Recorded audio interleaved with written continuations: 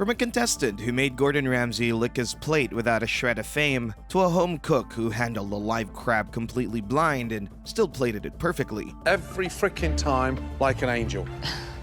Good job. Thank you, Seriously.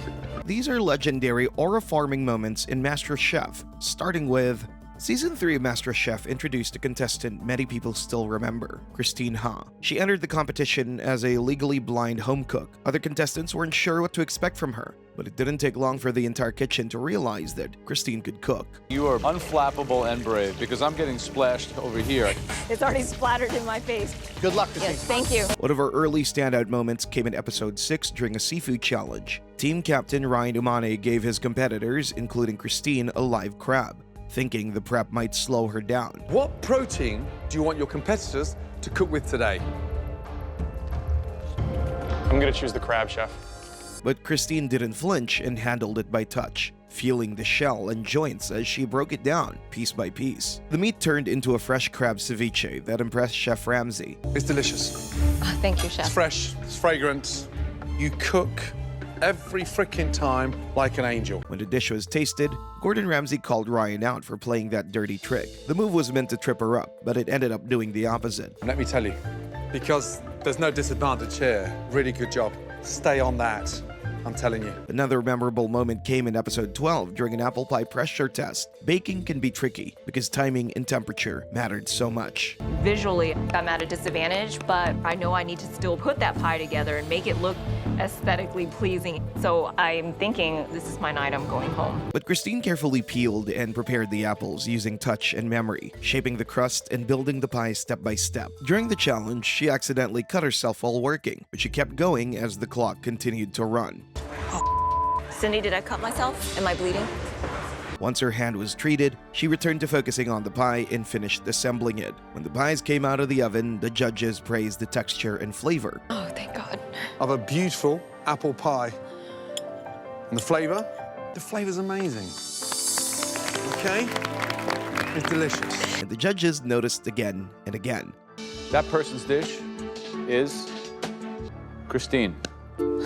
Well done. And by the finale in episode 20, Christine faced fellow finalist Josh Marks, a powerful competitor whose bold cooking had carried him all the way to the final round. For the finale, she had to cook a full 3-course menu using only memory, smell, and touch. She started with an appetizer, followed with a main dish cooked just right, and finished with dessert. Each plate showed the kind of control and balance you'd expect from a MasterChef winner. And when Gordon Ramsay announced her as the winner, the kitchen erupted with applause as everyone reacted to the news. Christine! Years later, Christine is still the contestant that brings people back to MasterChef. I never watched MasterChef ever since. I came to watch here now because of Chef Christine. Christine's moments left the kitchen stunned, but this next chef dominates by being a true hero. In 2013, a 31-year-old Italian immigrant from a small town near Venice walked into the MasterChef kitchen. His name was Luca Manfe, and he had moved to the United States and worked at a restaurant. My name is Luca. I'm 31 years old. I'm from New York City. Originally, I'm from Aviano, Italy, and I'm a restaurant manager. My dream is to open my own restaurant in New York City. From the first challenge, everyone saw a friendly, smiling Italian who was easy to root for. What the judges saw was something different. A home cook who understood balance, acidity, and texture like someone who had been doing this for decades. 2 highly skilled bits there. The risotto, nailed beautifully, without going crazy. Asparagus, lovely garnish. But the freshness of that mint, you know, only a crazy Italian could think of that. And that's you. Well done. The moment that changed how everyone saw Luca came in a top 5 challenge, Season 4, Episode 23. The challenge was to cook a dish that represented their heritage. Luca was making an Italian dish that required garlic. He had it, but Natasha, one of the strongest competitors in the kitchen, did not. Looking everywhere in my basket, I'm looking all over, and I don't have garlic. Garlic is extremely crucial for this dish. I'm pretty much screwed at this moment. I know that Luca has garlic looking behind me, but we don't care for each other. Natasha had no choice but to ask Luca for some garlic while everyone watched to see what he would do. Luca, can I use some garlic?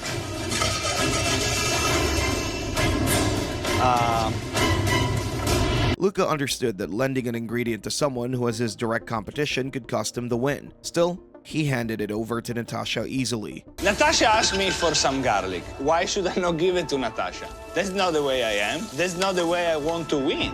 That moment alone shifted the entire energy of the season. People started rooting for him, not just as a cook, but as a person. Just like this comment that says, "As usual, Luca's the only one clapping at the end. He's a class act, and he could have sent Natasha home by saying no garlic like she did to Jesse with her butter. By the way, Luca gave Jesse butter too. He's the best person out there." But the moment that really defined Luca's aura happened in the top 3 elimination round. He was cooking against Natasha and Jesse. Jesse was making a dish that required butter, and she'd forgotten to take some from the pantry earlier. And how are you going to cook the beef? Searing it off, gonna make a ponzu butter to finish right over the back. If someone lets me borrow their butter. Meanwhile, the clock was ticking, and if she didn't get any butter, her dish would fail, which meant she would go home. Even Gordon was visibly concerned for her. You just get caught in the moment, you think you're set up like a mystery box, and then you're like, oh crap. What's the backup plan? Jesse decided to try her luck by first asking Natasha for some butter, but she refused. Would you have 1 tablespoon of butter left over? Okay. Luca also had butter at his station, and without thinking twice, he tossed some of his to Jesse. Thank you, Luca, I appreciate that. Judges found this too risky for such a tight competition. Yeah, threw her a stick of butter. That's what he threw at her? That's what he threw at her. Maybe he just threw away $250,000. But it was what Luca said after that the viewers remember. The piece of butter is gonna make her dish stand out that much. If it does, good for her. I'm going home. Tomorrow I can still look at myself in the mirror. Know what I mean? I'm a good guy. And then he went back to his station and cooked one of the strongest dishes in the round. The veal is perfectly cooked, like a pretty good medium rare. The frico is very, very good, and it's very, very crispy and rich and exactly what it should be. Jesse was eliminated, and Luca advanced to the finale alongside Natasha. Congratulations. You now are in the final of the biggest culinary competition anywhere in the world. Then the season moved on to the season 4 finale, episode 25, where Luca faced Natasha in the final cook. The challenge was to prepare a full 3-course meal for the judges. For tonight's challenge, we demand perfection. A perfectly composed 3-course dinner. Luca leaned fully into Italian cooking, and for his entree, he served the braised beef short rib dish with sunchoke and truffle puree. This is a tamarind and balsamic braised beef short ribs, served with sunchoke and truffle puree, sauté chanterelle mushroom, and watercress leaves and puree. The judges took a bite, and for a second, no one said anything. Joe Bastianich, who's notoriously hard to please, especially with Italian food, put his fork down. It's pretty phenomenal. The short ribs are brilliant. And then Gordon Ramsay gave him the multi-million-dollar judgment. 6 foot under, a very happy man, because that is delicious. That is the kind of dish that I would have, seriously, as my last supper. Congratulations. Thank you, Chef. After the final deliberation, Luca Manfe was named the winner of Masterchef Season 4. Luca!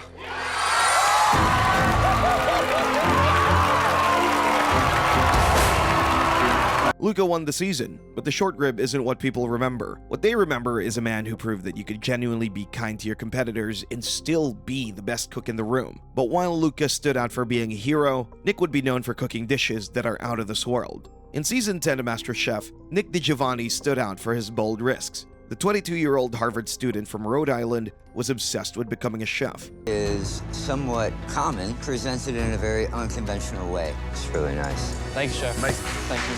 Good job. He grew up fishing and cooking with his grandmother, memories he carried to Cambridge while working the sauté station during college. For his audition, he made lamb ravioli with creme fraiche and mint oil, blending his Italian and Persian roots. Joe Bastianich admitted that he expected not to like it. Today, I brought you a handmade lamb ravioli.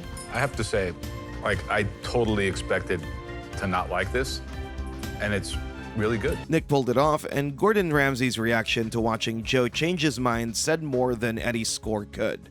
Did you swallow a nice pill? What's happened to you? I am nice to nice food. This is nice food, so Joe wants to be nice to the nice ravioli. That dish alone earned Nick his white apron. Throughout the season, he kept taking risks, like making surf and turf tacos with Brazilian cheese bread as the shell. You go for the actual shellfish or fish. Oh, I need a little bit more than that. A little more. Spread it out, mijo. Spread it out. Spread it out a bunch, yeah. May not be hot enough, yeah. Good luck. Looks good. The surf and turf taco was unlike anything in the challenge, and the judges' reaction said it all. Really high thinking, great tasting stuff. Thanks, Chef. Good job. Well done. Thank you. By episode 25, he reached the finale and served an entree called All-Nighter, plated on a book.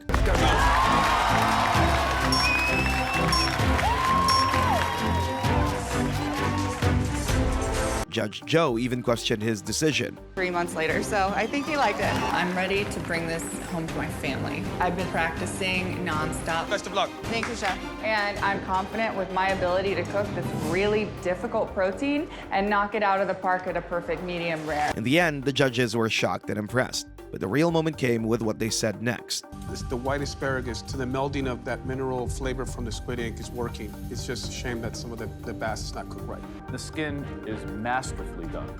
Thank you, Joe. Even viewers reacted to Nick's dish, with one saying, "I have to say, as a chef and a writer, this stunned me. Such an amazing, imaginative build. Not only is it stunning to look at, but it's poetry you could eat." But while Nick wowed with bold flavors and risks, this next chef stunned everyone with a calmness in the kitchen that was almost unshakable. Subha Ramorty. On Masterchef, very few contestants stand out just by how they move around the kitchen. But in Season 10, Subha Ramorty stood out for that. He was a home cook in his 50s with no professional kitchen background, and he leaned on instinct more than training. While everyone else rushed, he remained calm and people noticed. One of the most hard-to-believe Subha moments actually came out earlier in the season during the pool party team challenge in Season 10, Episode 4. As the kitchen got busy and a bit out of control, everyone rushed to get food out. Subha kept getting in his teammates' way, and it reached the point where Ramsay had to step in. And what he told him to do next caught everyone off guard. What are you doing? Come here. Hey, go water my plants. Go water my plants there, middle one. And the big palm tree as well. Do something useful. When he got back, he picked up right where he left off and plated with the same steady focus. The judges were surprised by how good the dish was, despite everything that had just happened. Later on, episode tested him differently. During service, a sausage casing burst across the counter, making a mess. Most contestants would have panicked, but Subha barely flinched. He continued his prep calmly and finished with a spice blend that impressed Ramsay. The dish, it's tasty. The flavors are aggressive. It's hot, but well seasoned where it's not spicy. But I gotta say that I'm disappointed about the sausage and the execution of it. By episode 20, Subha presented a shrimp biryani with apple, cucumber, and date salad, which immediately impressed the judges. Chef Ramsay in particular couldn't hold back his excitement about the dish. I agree. I loved the addition of the textural plays with the cashews and that shallot mix. You should bag that, bottle that, whatever. It is so delicious. Thank you. However, Subha's flavors are no match for Reynold's award-winning desserts. On Masterchef Australia, Reynold Poernomo didn't need a big personality or a loud presence to stand out. What made him special was his desserts. That looks visually beautiful. One early glimpse of Reynold's skill came in the immunity pin challenge in Season 7. His dessert, called White Noise, almost looked too simple at first. Mostly white chocolate, clean and understated. Nothing about it screamed for attention. But when the judges tasted it, everything changed. Oh my gosh. Hey. Wait. Hey. Golly. That is. The plate helped cement the nickname people would start using for him, the Dessert King. Just like this fan who says, "He didn't win the competition, but he is the most memorable contestant in the whole season. King at dessert." A few years later, when Reynold Poernomo returned in Season 12 of MasterChef in the Back to Win competition, he made another dessert people still talk about. It was called Down the Rabbit Hole, inspired by Alice in Wonderland. I think it's not only going to hit the brief, but the flavor's going to be on point, and it will take you to down the rabbit hole. The aesthetics of this dish is to draw you into the Alice in Wonderland. On the plate was a chocolate structure with dessert elements around it. Then Reynold poured hot caramel over the top, melting part of the chocolate and revealing the rabbit hole underneath. The judges leaned in as it happened. It felt like a small performance on the plate.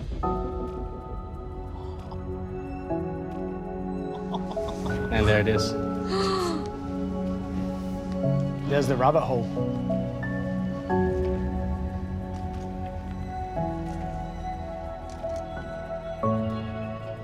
And they quickly called it the best dish of the challenge.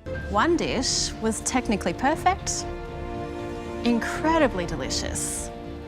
And it didn't only hit the brief, it hit it out of the kingdom. Even viewers have admitted to getting stuck on watching that particular episode, like this one that says, "The amount of times I watched this episode for Reynolds down the rabbit hole is immeasurable." Reynolds.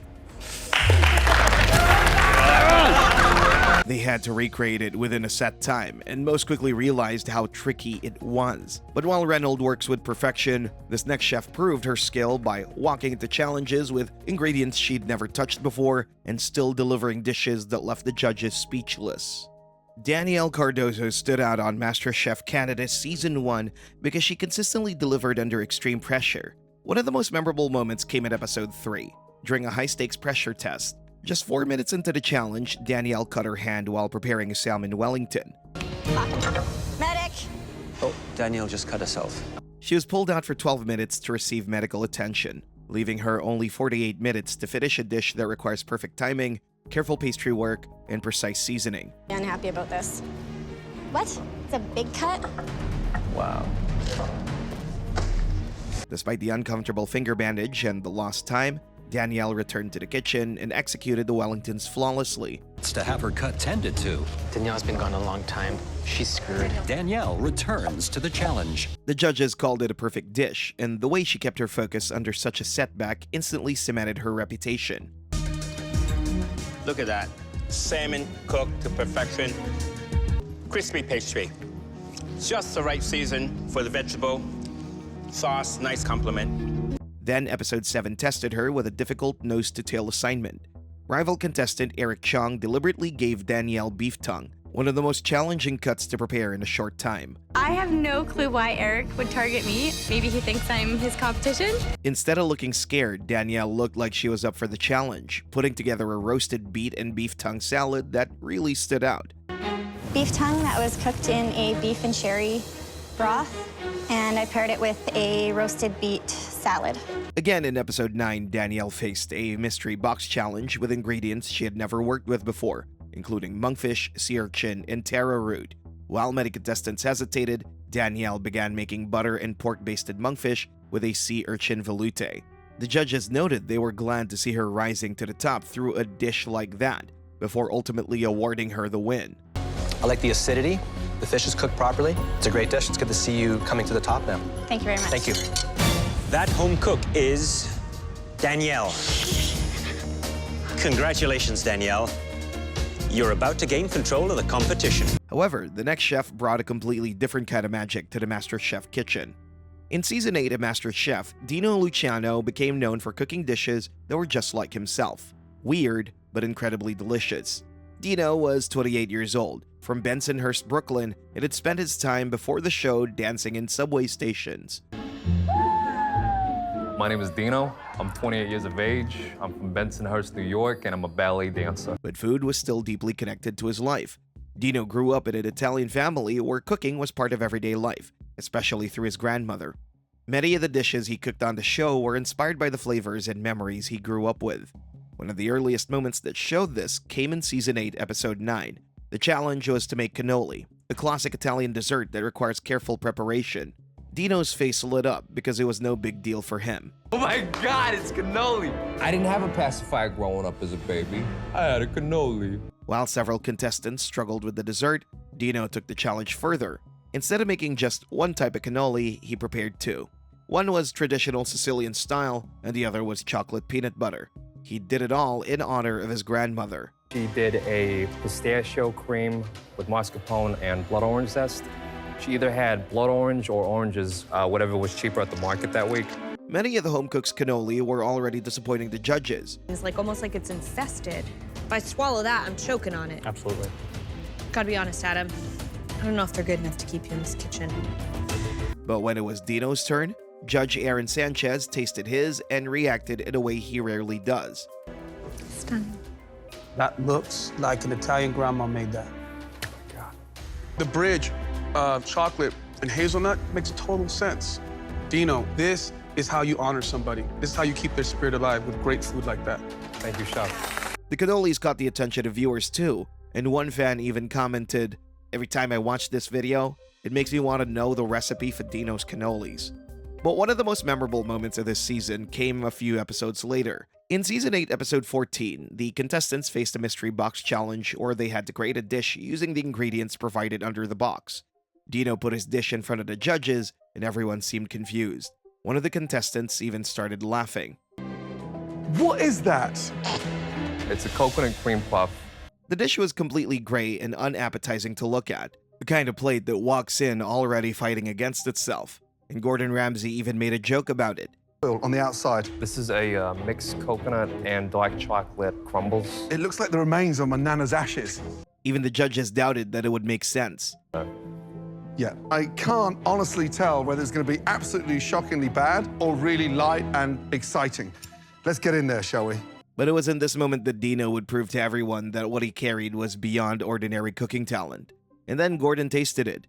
Delicious. It's got that light, creamy texture. I mean, really stunning. Restaurant quality. Great filling. Perfect consistency. No, it's light, it's creamy. It's incredibly sumptuous. The chocolate, it's elevated. Ramsay even reached out and gave Dino a high five, clearly impressed by how the dish had turned out despite the unusual presentation. That moment carried Dino all the way to the finale. In Season 8, Episode 20 and 21, the finale, Dino faced the last challenge of the competition. Dino approached the finale the same way he had approached the rest of the season, by staying true to his creative style while focusing on strong flavors. Beautiful sauce, Dino. Baby doll! Ow! In Episode 20, Dino served a squid ink pasta with calamari and clams as his appetizer, and Ramsay's reaction is what every chef dreams of. I want to dive in for more. But it was Joe Bastianich who delivered the line of the night. And you serve me a dish of pasta that is exactly the same as the best-selling pasta at two of my restaurants in New York City right now. I don't want to judge this guy. I want to hire him. Then, in Episode 21 for his entree, he presented a rack of lamb with fig and balsamic glaze. To see if Dino's lamb was cooked properly, Judge Aaron cut it open. The lamb on my plate is a perfect medium rare. Gordon looked at it and hadn't made up his mind yet. Dino, getting the first one right could be a fluke. Mailing 4. And when every judge at that table cut into their lamb, every single one was cooked to the same perfect temperature. A perfect medium rare.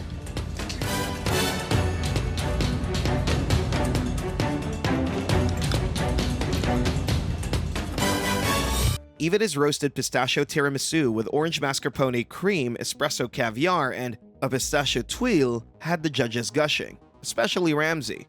It's quirky. It's weirdly delicious. Tiramisu is not. Did it pick me up? Yes, it did. Thank you, Chef. With that level of mastery, it's no surprise that Dino Luciano was named the winner of Masterchef Season 8. Dino! Oh my God! While Dino was exceptional, he comes nothing close to the king of aura farming in MasterChef. Gordon Ramsay judges MasterChef, but occasionally he steps into the kitchen to remind everyone exactly why he gets to. In Season 7, Episode 14, the contestants were told a world-class chef would be joining them in the kitchen. Now, a great chef doesn't need to hide behind anything, guys. And to prove that's true, we've invited a world-class chef to cook alongside you. The chef that they were about to cook alongside had been standing in front of them the entire time. It is... Me! Yeah! That's right! Yeah! Yes! For most contestants, this was a lifetime opportunity. Gordon Ramsay is going to be cooking right in front of me. Any home cook in America would kill to have this opportunity, and I want to learn and soak up as much knowledge as I can from him. Gordon stood there, with his hands behind like every other contestant. His humble start didn't prepare the kitchen for what he had up his sleeve. Tonight, you're gonna have 60 minutes to make us a dish worthy of a massive advantage that could change the course of this competition. Are you ready to make us the best dish of your lives? When the competition was declared open, every chef hurried to the pantry, but Gordon walked like the clock wasn't ticking, and even made jokes of ingredients while others panicked. Your 60 minutes starts now. Go, go, go. What's the rush? I'm trying to figure out ways that these ingredients can help me as tools in the kitchen. Now I'm looking for a rolling pin. The challenge was limited to using just 3 tools: a cast iron pan, a wooden spoon, and a paring knife. This caused an obvious struggle for most chefs. Further. This would be a whole lot easier with a fork. Cast iron skillet. And when asked what kind of dish he would be preparing, he left the judges speechless. Gordon. Yes. So are you going sweet or savory tonight? I'm gonna do both. Oh. Some contestants stopped working entirely to watch him. Listen, I want to watch Chef Ramsay. While others were still at the stove, Gordon was already plating, and by the time he presented his dish, even the chefs were wowed. His plating is gorgeous with his ribeye. His dessert just makes my mouth salivate. It looks absolutely delicious. This dish is amazing. What made this moment even more shocking was that Ramsay only used 3 tools to cook to perfection. And the fact that he just used these 3 tools was so inspiring. The cardamom in there is fantastic. But season 7 wasn't the only time Gordon stepped into the kitchen and made everyone feel slightly embarrassed by comparison. In a mystery box challenge in season 4, episode 6, 1 cook plated raw fish. These kind of dishes send you home. the contestants were told that they would be cooking with Gordon Ramsay. When the competition started, every other chef rushed to the pantry. But Gordon, like before, walked, made jokes about the ingredients, and the people around him were still panicking. What's up? What are you doing? Do you know what? 60 minutes is a long time, guys. I've made my mind up already. Within seconds of lifting that box off. So I'm not going to tell you what I'm doing. What would you do? Several minutes had passed, and the other judges were getting worried for Ramsay. Chef, you're freaking me out. I'm not cooking. What's going on? Honestly, there's no great rush. All right.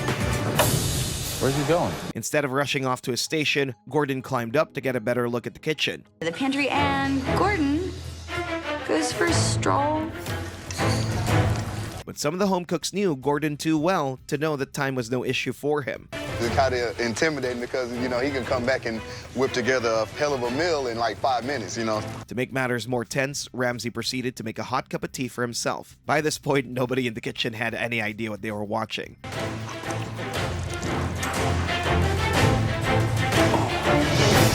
When Chef Ramsay finally got to his station, Joe teased him for wasting so much time. Chef, welcome to the competition. You're going to start cooking something? Halfway, yes. Are you going to actually cook, or are you just going to make us a little salad in your half hour left? What? But Gordon was determined to prove a good point to everyone at that moment, moving with such a speed that seemed almost robotic.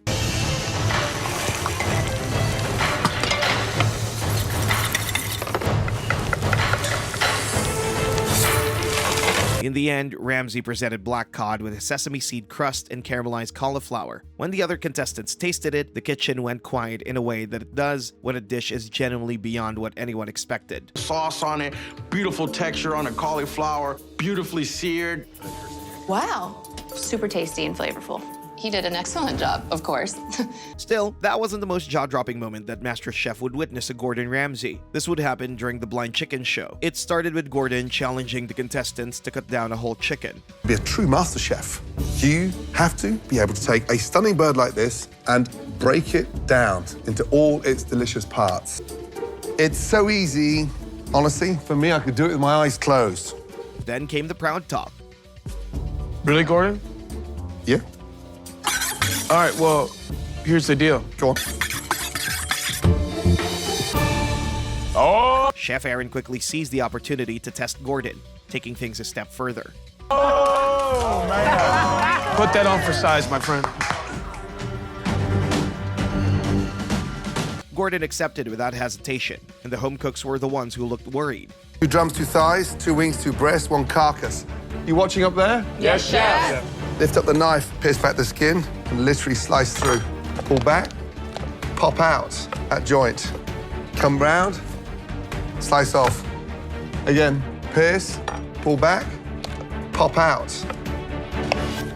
Slice down. By only touching and trusting his instincts, he began carving the chicken 1 piece at a time, while explaining every step as he cut. Very carefully feel the knife in, through, down. Incredible. Pull back the fillet and off. 1 carcass, 2 drums, 2 thighs, 2 wings, 2 breasts, done. And in a few minutes, Ramsay had beautifully cut the chicken down like he had his eyes open the entire time, proving why he's one of the most respected chefs in the world. One viewer put their finger on what made it more impressive than it first appeared. The most impressive part was how he neatly arranged all the sliced pieces without even seeing what he was doing.